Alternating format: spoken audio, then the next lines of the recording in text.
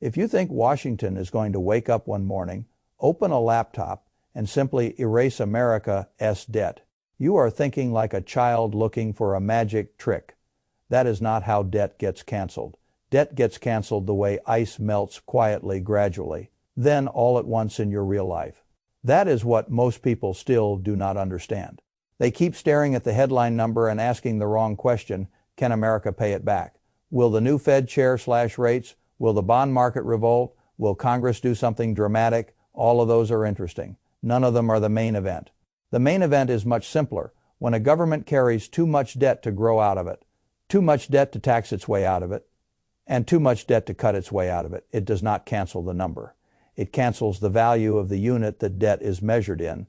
That is the first mechanism. I call it the battery drain. A dollar is like a battery.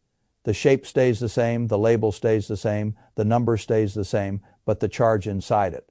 The purchasing power can be drained away year after year until the battery still exists, but does far less work. That is inflation in its most useful political form. Nobody has to vote on it as an explicit debt cancellation plan. Nobody has to stand at a podium and admit what is being done. Nobody has to say the words haircut or default. They just let the battery leak. And if the government owes tens of trillions in those same batteries, then every year the battery weakens, the real burden of the debt weakens with it. That is how debt dies in public without looking like it died. The second mechanism is what makes this so dangerous for ordinary people. I call it the saver tax. Most people still think cash is safety. It is not. Cash is liquidity. Those are not the same thing. Liquidity helps you survive surprise. Safety protects purchasing power. And if inflation runs above what your savings account, your CD, or your short duration fixed income holdings are paying you, then your cash is not sitting safely. It is being harvested slowly, silently, without a statement ever saying what actually happened. That is why so many people get blindsided in these environments. They see the same number in their account and assume the money is still doing the same amount of work. It is not. The account balance becomes a sedative. It calms you while it weakens you. I have watched people spend their whole lives building a cash cushion, finally reach the point where they feel secure, and then lose real ground for years because they never learned to measure wealth in purchasing power instead of nominal dollars. That is a brutal mistake, and it becomes even more brutal when the entire structure of policy begins pushing in that direction. You do not need a secret memo to understand this. You only need arithmetic. The federal debt is enormous. The interest burden alone is becoming large enough to squeeze everything else in the budget. Raising taxes enough to solve it is politically poisonous. Cutting benefits enough to solve it is politically poisonous. Growing fast enough to solve it would require a level of economic acceleration that serious people do not project. So what is left? Financial repression. That phrase sounds academic. It is not.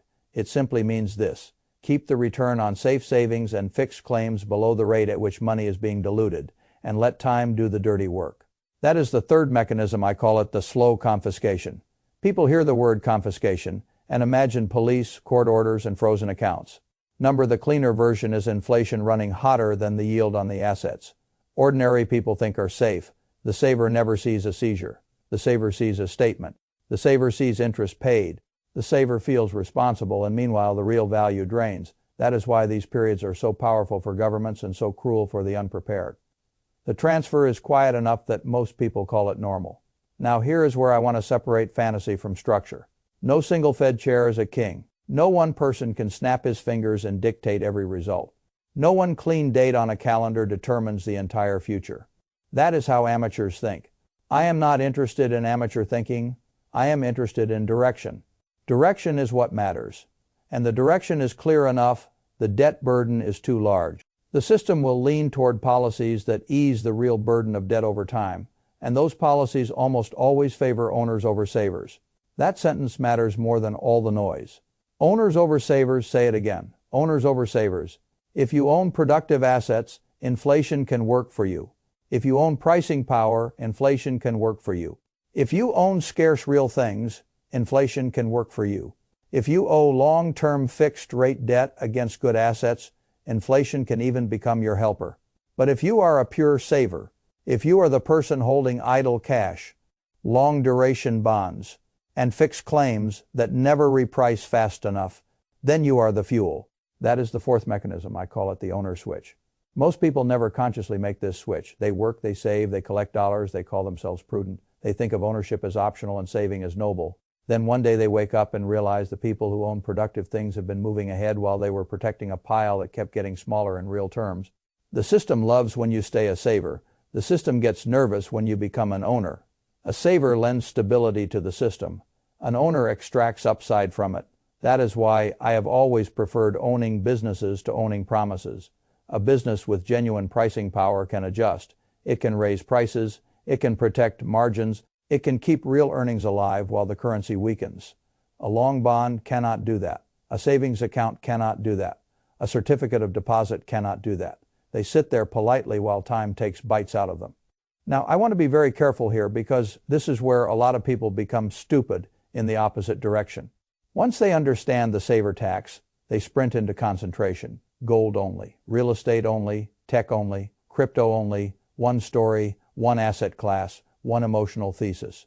That is not intelligence. That is panic wearing a thesis. The fifth mechanism is the concentration trap.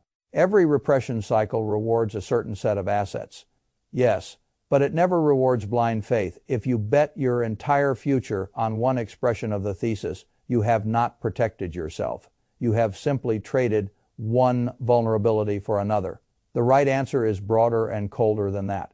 You want ownership across multiple kinds of assets that can survive and reprice in different ways. High-quality equities with pricing power, real assets with genuine scarcity, productive real estate bought at sane prices, especially if financed with long-term fixed-rate debt. Selective exposure to hard stores of value that cannot be printed into existence. And enough liquidity to live without being forced into bad decisions. That is a system, that is not a slogan. The sixth mechanism is what most people still miss even after they understand inflation. I call it the fixed-rate gift. In a repression environment, a fixed-rate liability becomes a very strange animal. Most debt is dangerous because the borrower owes a contract and hopes the future is kind enough to let him service it. But when the debt is long-term fixed rate and attached to a durable asset, and when inflation slowly weakens the currency used to repay it, the burden can shrink in real terms year after year. That does not mean all debt is good. That is foolish thinking. Bad debt is still bad debt. A truck loan tied to an ego purchase is still stupid. A credit card balance funding consumption is still poison, but a properly structured fixed rate mortgage on a good property is a different conversation entirely. In that case, inflation can wind up paying part of the bill for you by reducing the real weight of the future payments. That is why people who rush to pay off every last cheap fixed-rate mortgage in an inflationary world often do not realize what they are giving back. They are handing the bank stronger dollars today when time might have allowed them to repay with weaker dollars later. That is not always the wrong move, but it is often done without understanding the trade-off. And money punishes people who act without understanding the trade-off. So what do you actually do if you accept the direction of travel and stop pretending cash is a fortress? You build a protocol. That is the seventh mechanism. I call it the purchasing power protocol.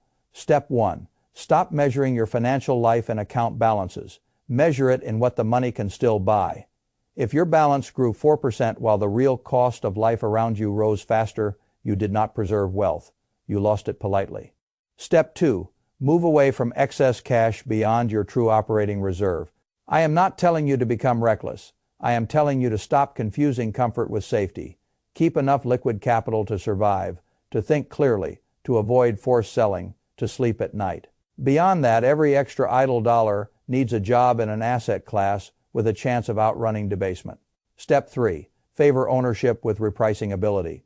Businesses that can raise prices, assets whose scarcity survives policy structures where time and inflation work with you rather than against you.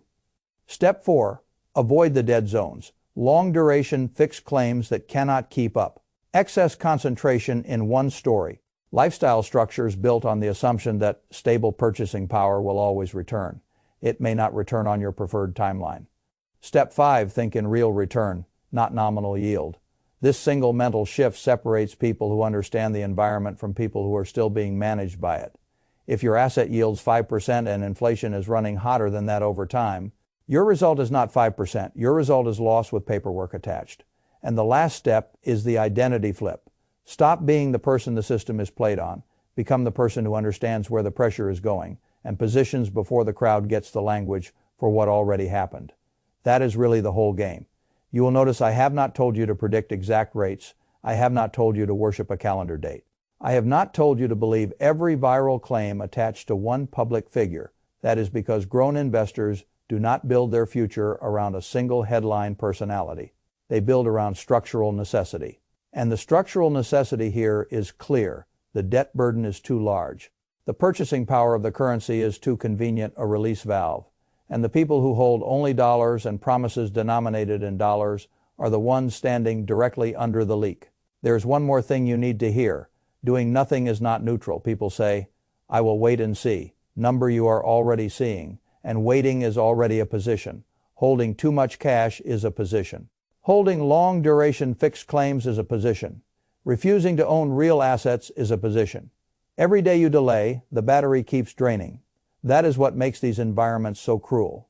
The price of confusion is not paid in one dramatic moment. It is paid continuously by people who still think they are being careful. Careful is not the same thing as correct. That distinction decides fortune, so let me leave you with a judgment that matters. America's debt will not be canceled with a keystroke. It will be softened through the currency. That is the path of least resistance. And when that happens, the people who cling to nominal safety will get weaker, while the people who own productive scarce.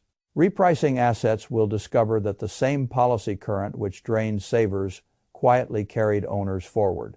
That is the truth. Not comforting, not theatrical, useful. And usefulness is what matters when the machine starts moving against people who still think standing still is safe.